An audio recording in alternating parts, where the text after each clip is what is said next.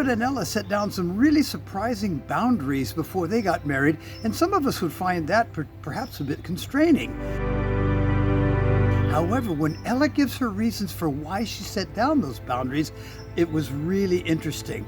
Something that I have been studying recently is boundaries, and I've discovered that in my life I was actually quite shocked at how few boundaries I had set in place, and it had caused me untold problems. So with that in mind, I'd like to ask you, have you set any boundaries in your home? And can you give me an example of what they might be? We set a lot of what a lot of people may consider pretty strict boundaries when we first started dating. We decided pretty much at the start that we were not going to be going down the road of sexual relations until after we had married.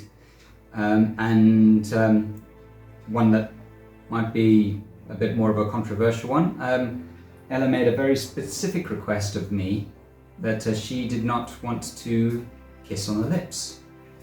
This was an unusual one for me as well at the time, I'll admit.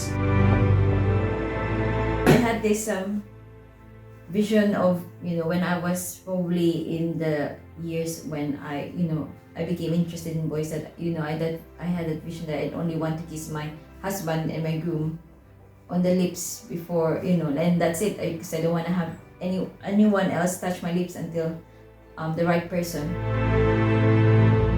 Is that because you didn't want to be confused? Why did you guys set these standards in place? Well, because I've seen it, even if I went into a Christian school, like I had some classmates who started to just go out, and they didn't set any boundaries, and they ended up going more than what they should have gone, and having having had a kid. I'm not saying that the kids are not blessings, but having a kid at the end of it and splitting up after because Yeah. Because it was the wrong person. Exactly. So were those It's quite boundaries sad. difficult to enforce? No, not really. I mean, from my perspective, because I could foresee the question of, well, why did you agree to this? Why did you go along with this? Well, Okay. the very simple fact of the matter is, I love this woman.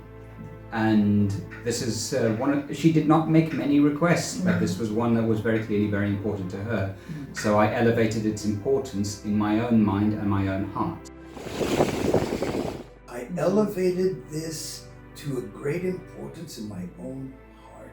I hope the audience is listening to that, because that is music to me. And how did you, was it difficult for you at any point, Ela, to keep to to hold to what you had established as a standard?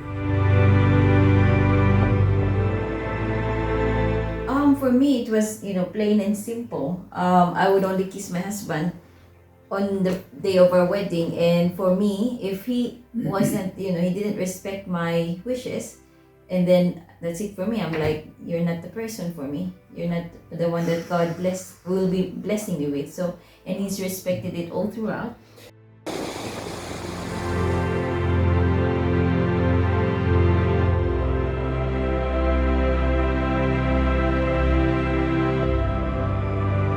Well, Ela put the bar really high for her expectations of David before they got married. But the question is, shouldn't the bar be really high if you're going to spend the rest of your life with this significant other? Next week, Ela and David are going to explain themselves more fully on this subject. I do hope you'll join us. God bless, and bye for now.